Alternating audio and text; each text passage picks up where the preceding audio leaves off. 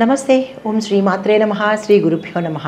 శ్రీ క్రోధినామ సంవత్సరం మార్గశిర మాసం డిసెంబరు నెల 2024 మేషాది ద్వాదశ రాశుల వారికి ఎలా ఉండబోతోంది ఇప్పుడు పరిశీలన చేద్దాము.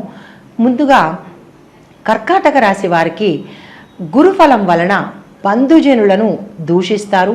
సర్వ కార్యములందు ప్రయత్నాలు చేస్తారు, కానీ ఆ ప్రయత్నాలు సఫలం కావు. అతి కష్టం మీద మాత్రమే మీరు కొన్ని పనులను చేసుకోగలుగుతారు. ఉపవాస ఫలితము, ఉపాసనా ఫలితము కూడా మీకు అందుబాటులోకి రెండూ సిద్ధిస్తాయి. అంటే ఉపాసనా ఫలితము అంటే ఏమిటి అంటే, మీరు ఎవరి ద్వారానైనా మంత్రాన్ని కనుక తీసుకున్నట్టయితే దాన్ని ఉపాసన చేస్తే సిద్ధి పొందుతారు. ఆ సిద్ధి పొందే అవకాశము మీకు ఈ మాసంలో దొరుకుతుంది.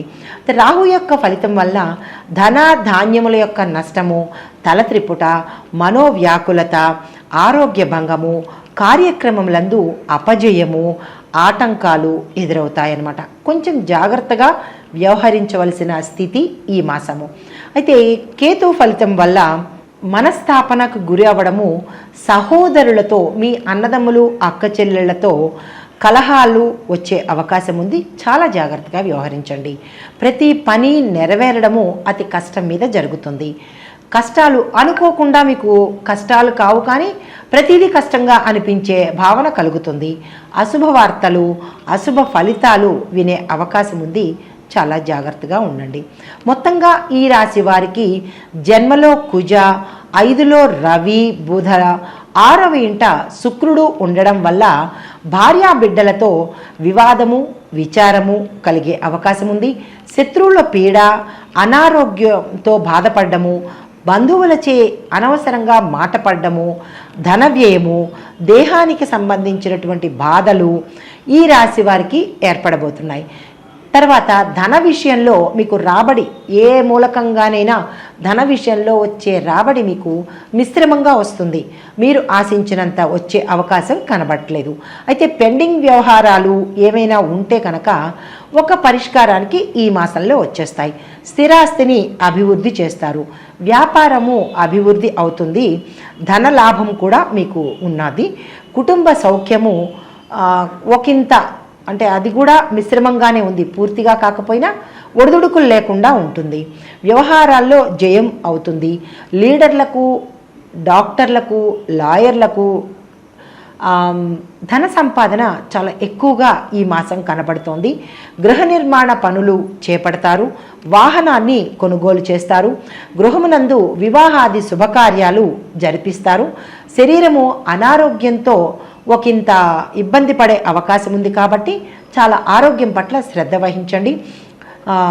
మీరు ఏ పనులైనా, కీలకమైన పనులు, మీకు అత్యవసరమైన పనులు తలపెట్టినవి ఒకంత పోస్ట్పోన్ అయ్యే అవకాశము, అంటే కాలయాపన జరిగే అవకాశం కనబడుతోంది.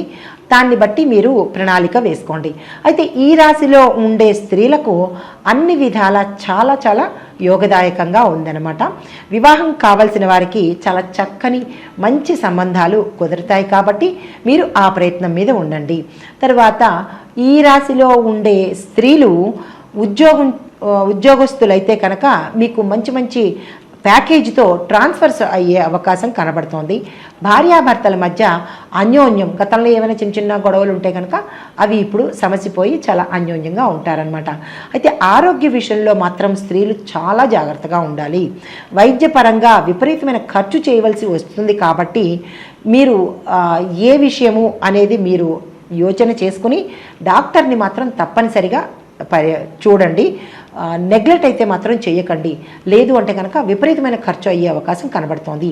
ఇప్పుడు ఆయా రంగాల్లో ఉన్న వాళ్ళకి ఎలా ఉండబోతోంది చూద్దాము. ముందుగా విద్యార్థులు పరీక్షల్లో పాస్ అవుతారు, కానీ మీరు అనుకున్న ర్యాంక్ అయితే మాత్రం సంపాదించే అవకాశం లేదు. జ్ఞాపక శక్తి తగ్గే సూచన కనబడుతోంది. చాలా జాగ్రత్తగా ఉండండి. కాన్ఫిడెన్స్ లెవెల్ని మీరు బిల్డప్ చేసుకోండి. అయితే నిర్లక్ష్య ధోరణి మాత్రం మీరు అస్సలు అవలంబించవద్దు. ఇతర పనులు మాని మీ చదువు మీదే శ్రద్ధ పెట్టాలి. అలా అయితేనే మీకు విదేశాలకు వెళ్ళే అవకాశం ఉంటుంది. ఏ చిన్న ఇది తప్పినా కానీ విదేశాలు వెళ్ళే ఛాన్స్ని మిస్ అయ్యే అవకాశం ఉంటుంది. దాన్ని మీరు చాలా జాగ్రత్తగా తీసుకోండి. తర్వాత ఉద్యోగపరంగా కానీ లేదా చదువుకోవడానికి లేదా అక్కడికి వెళ్ళి విదేశాలు వెళ్ళి ఉద్యోగం చేయాలి అని అనుకున్న వాళ్ళకి మాత్రము ఈ మాసం చాలా చక్కగా అనుభవంగా ఉంది కాబట్టి దాన్ని మీరు ఉపయోగించుకోండి. తదుపరి వ్యవసాయదారులకు 2 పంటలు చక్కగా పండి, అంటే మీరు ఎన్ని పంటలు వేశారో ఆ పంటలు మాత్రం మీకు చేతికి అందుబాటులో వస్తాయి, విపరీతమైన లాభాలు చేకూరుతాయి. అయితే క్రిమికీటకాదుల వలన కొంత పంట నష్టమయ్యే అవకాశం కనబడుతోంది, చాలా జాగ్రత్తగా చూసుకోండి. పెట్టుబడులు పెట్టాలి అనుకున్నా లేదా కొత్త రుణాలు చెయ్యాలి అని అనుకున్నా ఈ మాసంలో తప్పనిసరి అయితేనే వెళ్ళండి. లేదు అంటే కనుక మళ్ళా ఒకంత బాధపడే అవకాశం ఉంది కాబట్టి వాయిదా వేసుకోండి, పోస్ట్పోన్ చేసుకోండి. తదుపరి ఉద్యోగస్తులకు అభివృద్ధి కనపడి ప్రమోషన్లు వచ్చే అవకాశం ఉంది. తర్వాత మీకు స్థాన చలనాలు అంటే ఇంటర్నల్ ప్రమోషన్ అంటే ఇంటర్నల్ బదిలీలు కానీ లేదా అంటే వేరే ప్రాంతానికి బదిలీలు కానీ అయ్యే అవకాశం కనబడుతోంది. నిరుద్యోగులకు ఉద్యోగం వచ్చే అవకాశం ఉంది కానీ ఒకంత ఆలస్యం అయ్యేటట్టుగా ఉంది. ఆలస్యం అయినా కానీ మీరు అనుకున్న రంగంలోనే మీరు అనుకున్న ప్యాకేజీలోనే మీకు ఉద్యోగం వచ్చే అవకాశం కనబడుతోంది. వ్యాపారస్తులకు మంచి లాభసాటిగా ఉంటుంది ఈ మాసము. ఐటీ అధికారుల వల్ల ఒత్తిడి చాలా ఎక్కువగా ఉంటుంది కాబట్టి మీరు ఆ దిశగా చాలా జాగ్రత్తగా వ్యవహరించాలి. ధన వ్యయంతో పరిస్థితుల్ని మీరు చక్కబెట్టుకుంటారు, అంటే డబ్బు ఖర్చు పెట్టి మీ పరిస్థితులను చక్కబెట్టుకుంటారు. తదుపరి క్రీడాకారులు, కళాకారులు, టీవీ, సినీ, గాయని, గాయకులకు, నిర్మాతలకు, డైరెక్టర్లకు ఈ మాసం చాలా చక్కని ప్రోత్సాహకరమైన మాసము. మంచి మంచి అవకాశాలు వచ్చి గుర్తింపు పొందుతారు. ప్రభుత్వం వారిచే సన్మానాలు తీసుకుంటారు. డైరెక్టర్లకు మంచి అవకాశం వస్తుంది. సినీ నిర్మాతలకు మీరు పెట్టిన అమౌంట్కి మీరు అనుకున్న దానికన్నా ఎక్కువ లాభాలు వచ్చే అవకాశం, సక్సెస్ని పొందే అవకాశం కనబడుతోంది. తర్వాత కాంట్రాక్టర్లకు పెద్ద పెద్ద కాంట్రాక్టులు ఈ మాసంలో మీకు వస్తాయి. మధ్యన ఈ లేబర్ ప్రాబ్లమ్స్ మీకు తలెత్తి చిరాకు పెట్టే అవకాశం కనబడుతోంది కాబట్టి లేబర్లని చాలా జాగ్రత్తగా చూసుకోండి.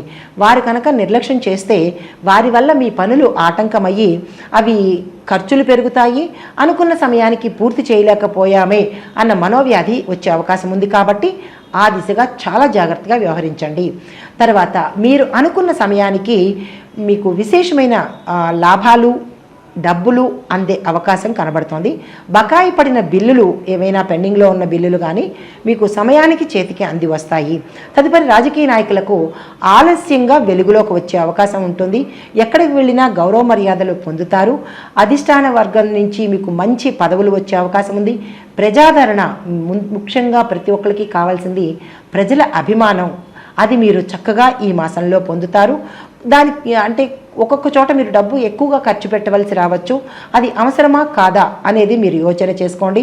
కొత్తగా రాజకీయ రంగంలోకి రావాలి అని అనుకున్న వాళ్లకు ఈ మాసం చాలా అత్యంత అనుకూలమైన మాసం కాబట్టి మీరు ఆ ప్రయత్నాలను ప్రారంభించవచ్చు. ఇప్పుడు నక్షత్రాల వారీగా పరిహారాలు, సూచనలు. ముందుగా పునర్వసు నక్షత్రం వారికి చేయవలసిన పని ఏంటంటే పెద్దలను, పండితులను మీరు గౌరవించాలి, సన్మానం చేయాలి. వీలైతే వారికి కొంత ధన సహాయాన్ని కూడా చేస్తే కనుక మీకు వారి ఆశీస్సులతో గ్రహపీడలు ఏవైనా ఉంటే కనుక తప్పిపోతాయన్నమాట. అయితే గురు ఆలయాలను సందర్శించాలి. మీ యొక్క అదృష్ట సంఖ్య 2, 3, 7, 9. మీ యొక్క అదృష్ట వారాలు సోమ, గురు, శనివారాలు. గురువార నియమం మీరు పాటించుకొని ఈ ప్రయత్నం చేసినట్టయితే కనుక గురువు విశేషించి మీకు అనుకూలంగా మారే అవకాశం కనబడుతోంది.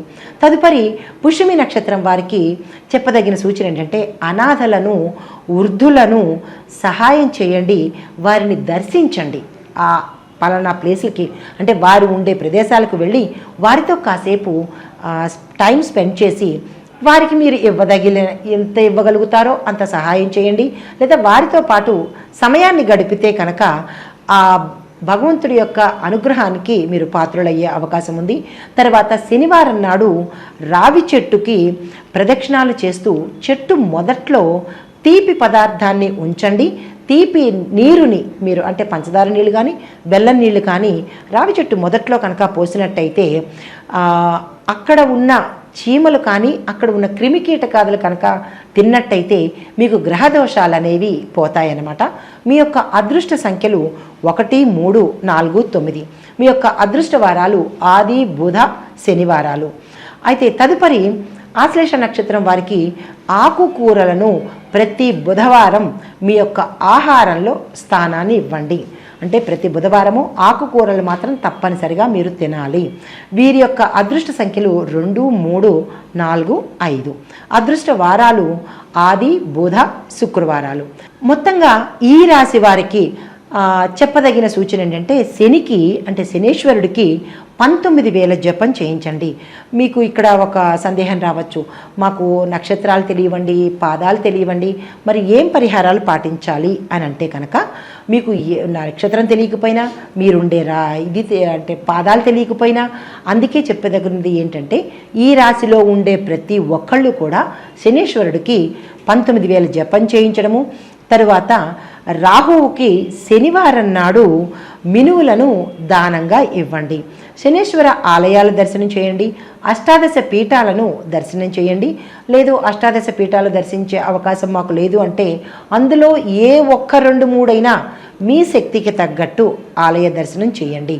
తరువాత అమ్మవారు బాలా త్రిపుర సుందరి కానీ, లలితా త్రిపుర సుందరి కానీ, రాజరాజేశ్వరి అమ్మవారి ఆలయ దర్శనం కానీ, లేదా వారి యొక్క అష్టకాలను పఠించడం కానీ వినడం కానీ చేయాలి. తరువాత మీకు అంటే ఈ రాశి మొత్తంగా పఠించదగిన మంత్రము ఓం హిరణ్యగర్భాయ అవ్యక్త రూపిణే నమః అని ఈ రాశి మొత్తంగా ఉండే వారు ఈ మంత్రాన్ని 108 సార్లు తప్పకుండా జపించాలి. అయితే వీరి యొక్క అదృష్ట సంఖ్య 2. వీరికి కలిసి వచ్చే శుభప్రదమైన రంగులు తెలుపు, ఎరుపు, పసుపు. ఈ రంగులను ఉపయోగించుకొని అంటే ఈ రంగు వస్త్రాలను ధరించి మీరు ఏదైనా కీలకమైన పనులు చేయాలన్నా, కొత్త పనులు ప్రారంభించాలన్నా వీటిని మీరు ఉపయోగించుకొని ఆ గ్రహాల యొక్క అనుగ్రహాన్ని పొందండి. నమస్తే.